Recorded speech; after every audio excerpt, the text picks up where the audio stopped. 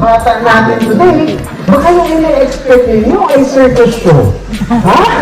Hindi po circus yung mangyayari today, right? Oh, but what we will do is we're going to learn a lot about birds this morning. Yan yung pag-uusapan natin ngayong umaga.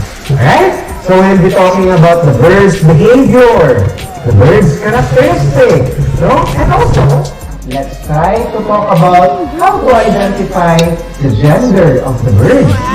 No, yung mga kasarian ng mga ibon. O kasi, as people, we can easily identify the gender of a person by just looking at them physically, right? So we can say that that's a male or a female person. Pero, what about the birds?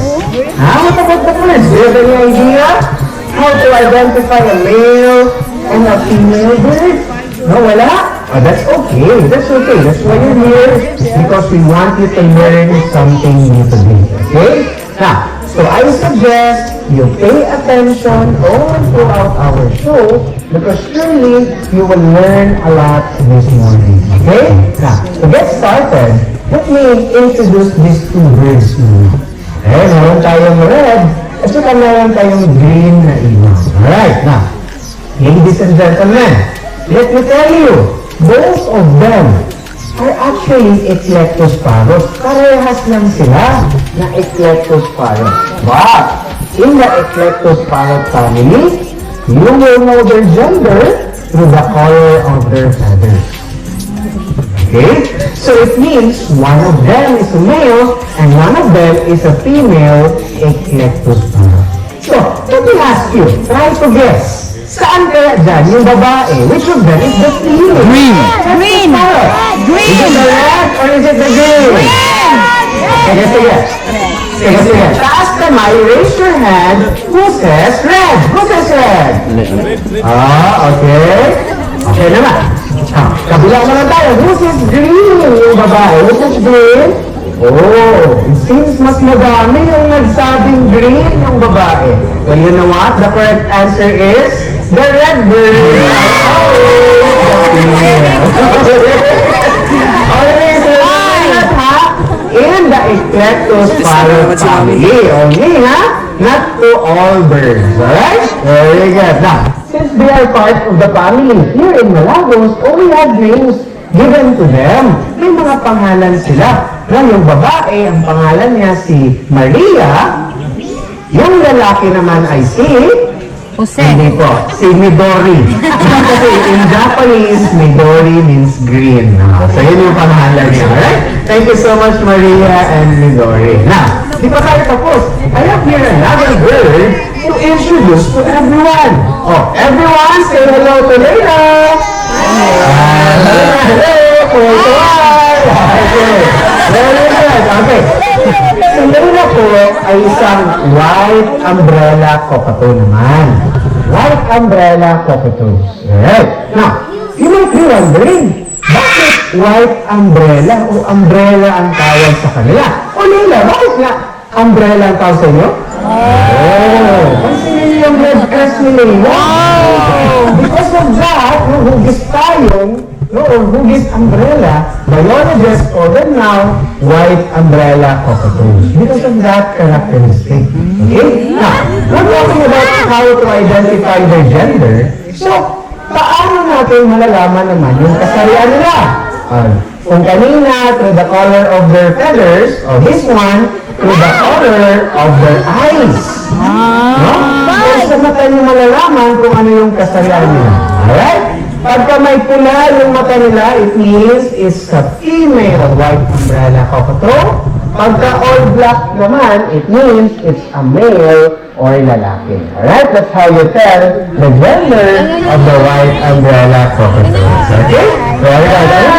Naman kay Leila. Okay, now. But this next bird that I would like to introduce, itong hawak-hawak ko, this one is an African gray parrot. No? And it's very difficult for us to identify their gender if we will just be looking at them physically. Okay. Tignan niyo yung babae at lalaki. Look at them. Look at them. They're just the same. The color of their feathers, the color of their eyes, the size of the bird. Look, they're just the same. So it would be very difficult for us to identify their gender if we will just look at them physically. Now, let me tell you this. In fact, what we need is an endoscope. We have to put it inside their abdomen.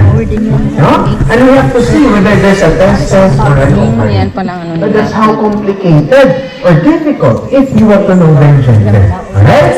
Napakahirap. But with present technology nowadays, very easy nowadays. You just get a feather from this bird, you send it to the laboratory, and through DNA testing. May ganun na yung mga ibon. Through DNA testing, you will tell or you will know their gender already. Okay? Very good. So interesting, don't you think? Well, that's precisely what we will be talking today. We will be talking about interesting things with our environment using these birds in this activity that we call the Malagos Garden Interactive Bird Show. Now, let me just remind everyone in the audience that since this is an interactive show, it means that every one of you is part of the show. Yay! Si Miguel! Yay! So if there's going to be questions, pag may mga tanong kami sa inyo, please, honor us with some reply. Yay! Okay? And most importantly, pinaka-importante, I will be asking for volunteers later. Hey, Miguel. So I hope many are willing and excited to participate. Marami ba magpa-participate mamaya? Of course. Yeah, very good. Because surely I will be asking for volunteers later. Alright. Now, few reminders before we start with our show. I would like to ask the parents, yung mga may dalang bata or kids nila, please try to control your children. Not to be too noisy, because you might be disturbing others who are watching and listening to the show. Alright? So, for those who are hungry or thirsty, please grab your snacks now, because when the show starts, I hope everybody should be on their seats. Nobody walking around, standing around, because we have free-flying birds during the show. So I would want everyone to be just in your seats, okay, when the show will start, alright? So for those who want to transfer, we still have cues here in front, you may do so, okay? Kasi mamaya, nakaupo na po tayo lahat dapat, okay? Very good. So I guess, I have briefed everyone as to what to expect this morning. Ang tanong ko na lang sa ating audience ay, are we all ready to start the show?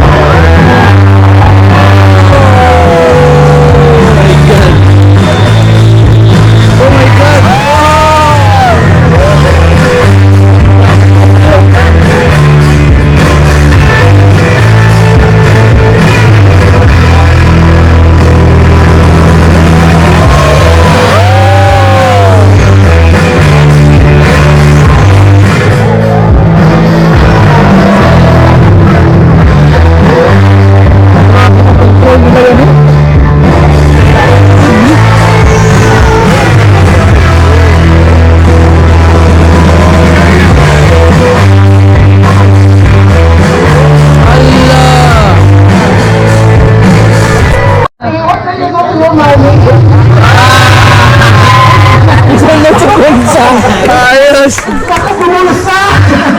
Wala pa akong kasalanan doon, nandito pa ako, nakatayo. Pero let's give a round of applause for our volunteer. Ang babait ng mga turista, namimigay ng 1,000 pesos, Sabi ni Waki, thank you so much. At may pang-popcorn na daw siya mamaya. Okay? Anyway, are you familiar with this bird? Ano ito? Black Raven. Kaya nga, waki, kasi uwak. Diba? In English? Crow. Sometimes we even call it the raven. In English, the raven. Let me tell you this. Oftentimes, pagka may horror film or horror na palabas, di ba madalas starring yung mga crow? Mostly they are in the films because they say it's a bad bird. Or they say it's a bad omen. Yes. But you know what? I beg to disagree. Because these crows are in fact, very helpful to our community, especially to the Filipino farmers. Why? They're eating yung mga kumiteste sa palayan. Well, that's how helpful they are. So, hindi po sila masamang ibon. Bakit may But we're not scarecrow? here to talk about agriculture. Kasi itong si Joaquin namin, you know what? He is studying. Oh, nag-aaral siya. You know kung anong kurso niya? You know what his course? Ha? You might have an idea. Ano? Accountancy? Legal in finance? Kaya mahilig sa pera? And he's going to show us something. No? May ituturo siya sa atin. O Waki, what will you teach us this morning? Oh, there are pieces of coins on the table. And then, what will you do to your coin? Ha? Saan? Oh, nilalagay niya sa alkansa niya. Oh, very good. So what Waki is trying to teach us is the value of saving. Sabi ni Waki, mag-save tayo ng pera. Huwag tayo basta gastos ng gastos. Then, let's give a round of applause naman to our very serious teacher na si Waki. Pero teka lang. Kasi I noticed, there are a lot of you who are taking videos. Iba ka, ipagkalat nyo sa buong social media na itong si Waki namin nangaagaw ng 1,000 pesos. Ha? Baka ipagkalat nyo yun. Pero sige na nga, ipagkalat nyo na sa buong mundo. Kasi Waki, what will you do to your money? Ha? Ay, sasauli naman pala ni Waki. Pero sabi ni Waki, ma'am, thank you so much for being such a good sport. We were just borrowing your money. Alright, very good. Now at this point, let's all welcome in our papers.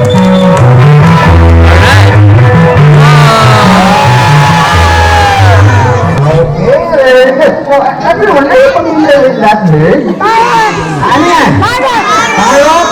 It's actually part of the parrot family. But to be specific, this one is a green-winged macaw. Or macaw, some people would call it. Nasa malayo, parang napakaliit yan, kung tignan. But sa malapitan, it's actually a big bird. Ang pangalan po niya ay si Red. Now, oftentimes, dito sa Malagos, here we are being asked, tinatanong kami, why do you have birds in Malagos? Or why do you do the bird show, they ask us. Now, let me tell you this, believe me or not, but we did not buy that bird just for us to do the show because it's a very expensive bird that we cannot afford. No, napakamahal yan. If you want to have a pet like that at home, o maghanda na kayo ng mga 100,000 siguro.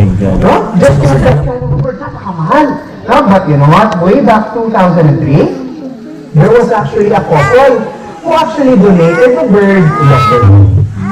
Since that year, Dr. Bo started to accept birds who are injured, birds who are malnourished, lost a leg, lost a toe, and we rehabilitate these birds.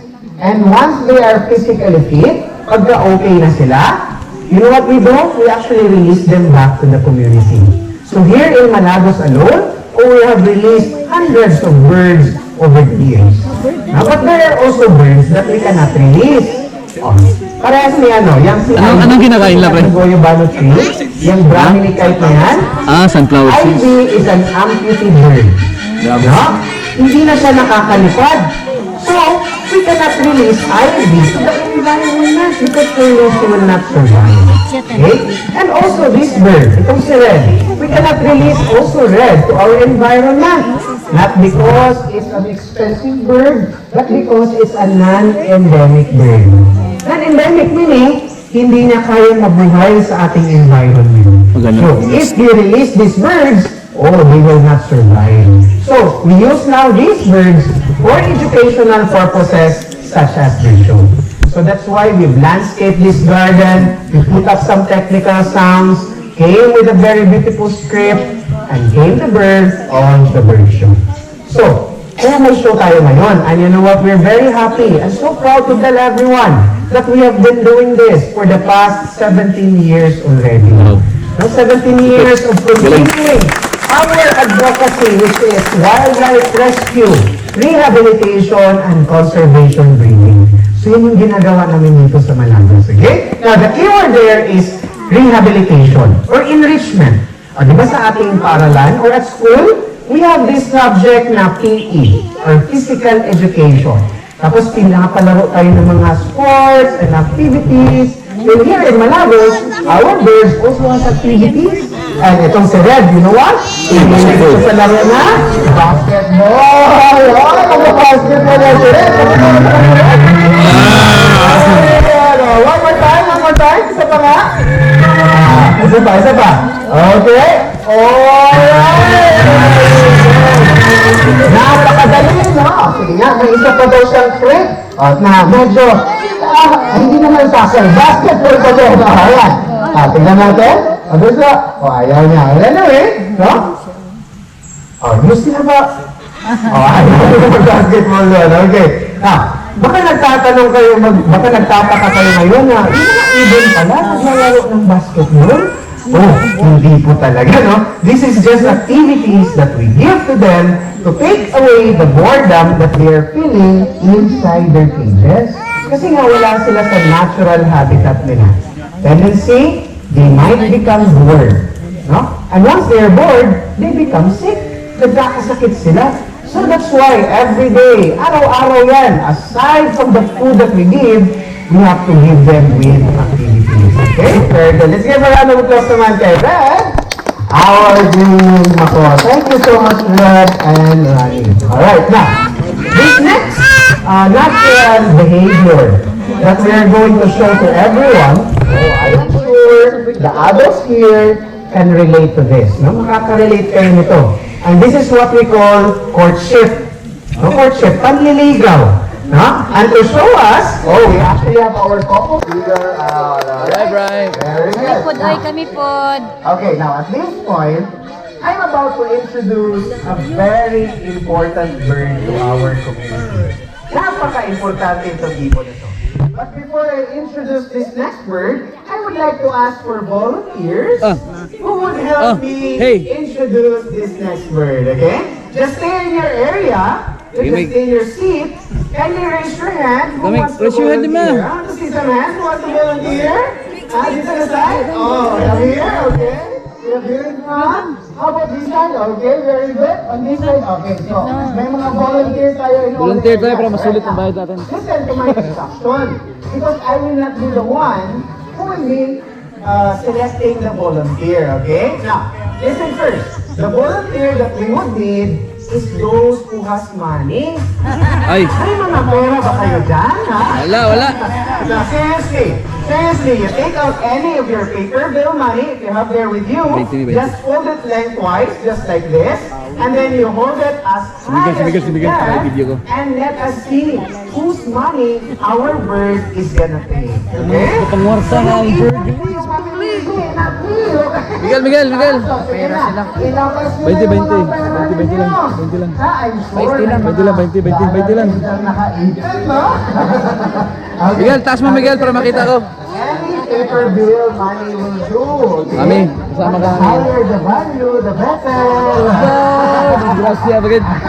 Aman, katuwaan lang naman ito eh. Katuwaan lang ito, okay? Come on. Take out your money. O wala na kayong mga pera? Naku, kailangan pa naman natin at least lang may pera.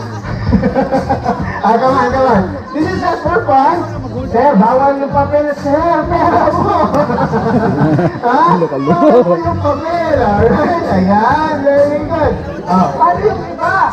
Ayan, very good, that's correct. Fold it lengthwise, ha? Now listen, do not wave your money, okay? Do not wave it. Because baka maguluhan yung ibon natin, alright? Very good. Now, stand up for those who want Stand up, Meg. I want you to stand up. Tayo po tayo. Ayan, thank you. Atras mo para makita kami. Tayo po tayo. Ayan, very good. Okay, very good.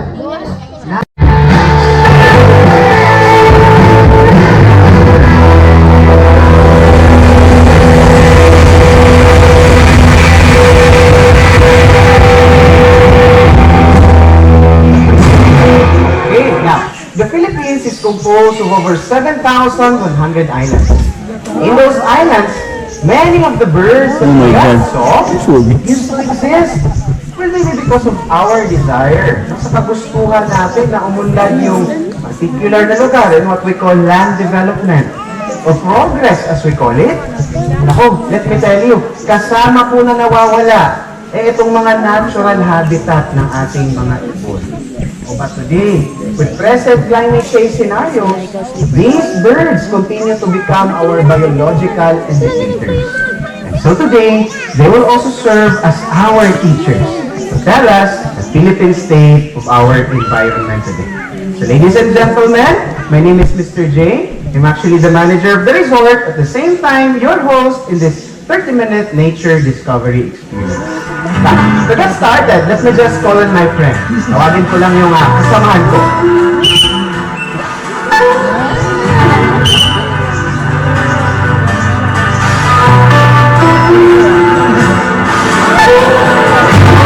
Okay, very good, everyone. Oh, I would like you to meet.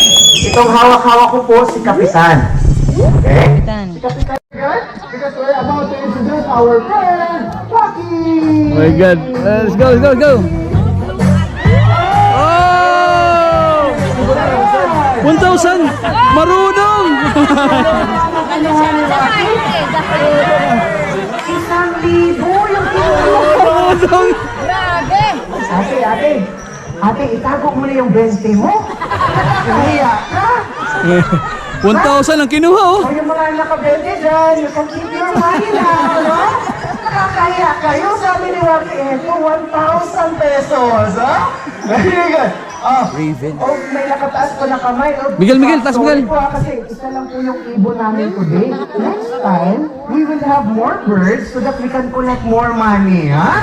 But this time, we only have one bird, so it seems we have a lucky winner already.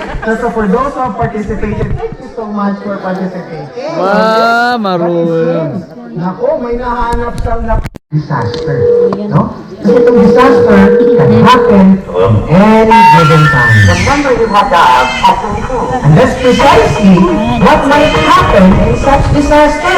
Minsan, nawawala yung mga linya ng cellphone natin, di ba? Pagka may disaster na nangyayari. So it would be very difficult for us to communicate within our community or our barangay. But you know what? Birds are so intelligent that they remind us that we can still communicate. No, despite na nawala na yung linya ng cellphone. Look at Midori. Midori is trying to bell the alarm as loud as we could to give warning to the people in the barangay that there is danger that is happening.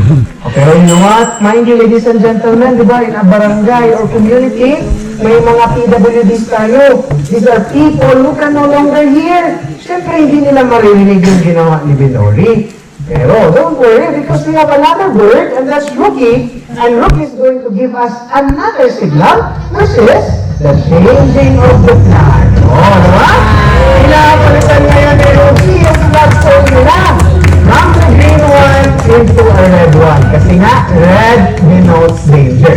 Now, across the river, may kapitbahay sila Leila. Sabi niya, nakapula sila Rookie. O kami din. In our barangay, papalitan din namin yung flagpole namin. No? From the green one, we will also change it to a red flag. Okay, very good. Now, bulubundukin kasi yung lugar eh. No? So, andun, up in the bleacher, there's Nigel. And Nigel's also changing his flag. Oh, from the green one into a red one. So, everywhere you see, all are red to give warning to the people that there is danger or disaster that is happening. Okay? And mind you, ladies and gentlemen, hindi po inimbento ng mga ibon yan.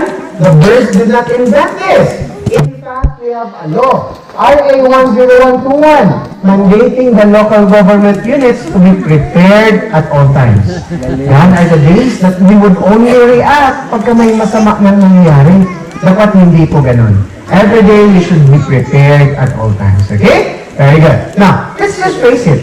Here in the Philippines, there are also communities or barangays that are situated in a very remote area. Napakalayo rin talaga. So it would be very impossible for us to communicate using these signals.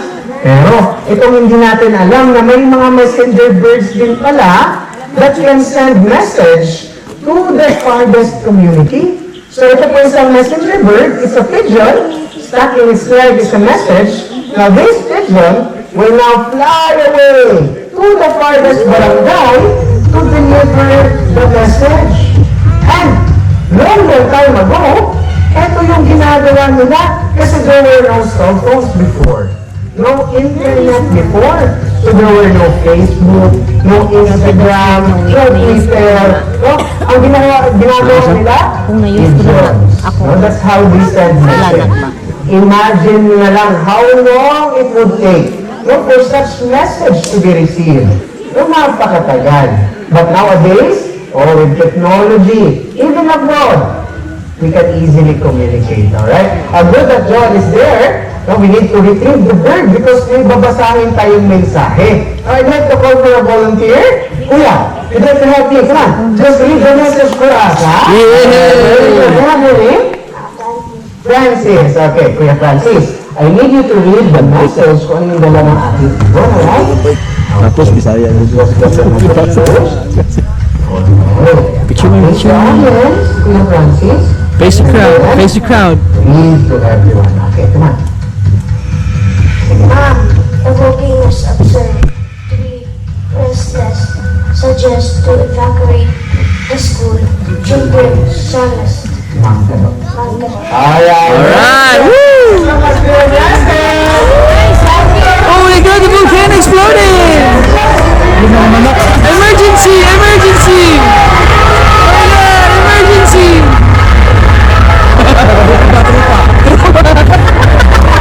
Tropa na! Oh my god! Oh my god! No, no, no, no! No, no! Go, go, go! Mga tropa! Evacuate! Whoa! Oh my god!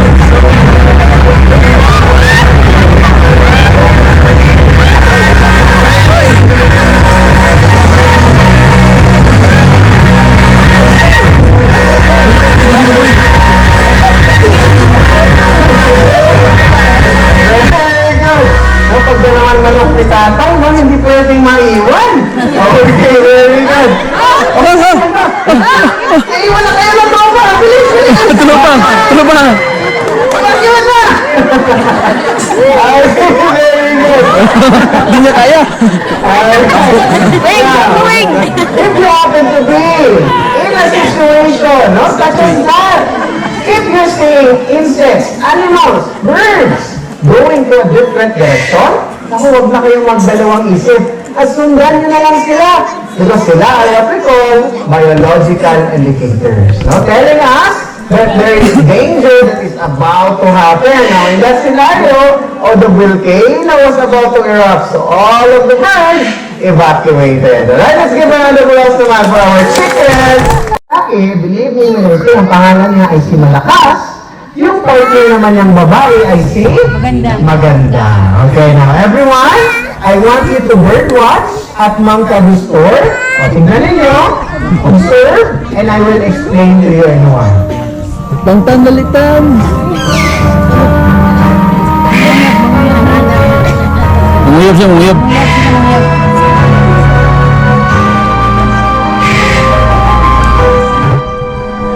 Maalala mo kaya?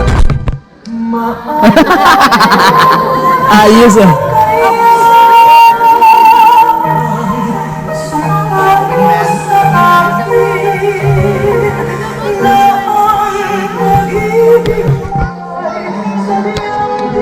Ulit, uy.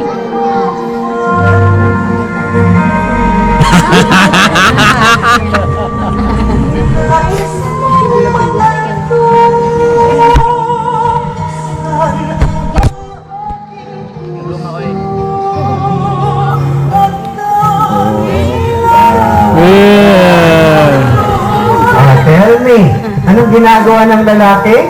The guy is trying to court the lady by offering a gift, no, yung twig. But it seems, anong ginagawa ng babae? Na the lady is rejecting the gift, di ba? Hindi niya tinatanggap. Tignan natin to. Ayun. No? Ayaw niyang tanggapin yung regalo. So, ang tawag natin sa lalaki ngayon ay Busted. nabasted. Nabasted. But you know what? Same as the other guys out there, pagka in love, pursigido, di ba? O sabi ng lalaki, hindi pwede to. Dapat tanggapin niya yung regalo kong dala. Oh, sabi ni Malakas, O maybe this girl, no, ayaw niya yung twig. Gusto niya siguro yung fresh twig with fresh leaves.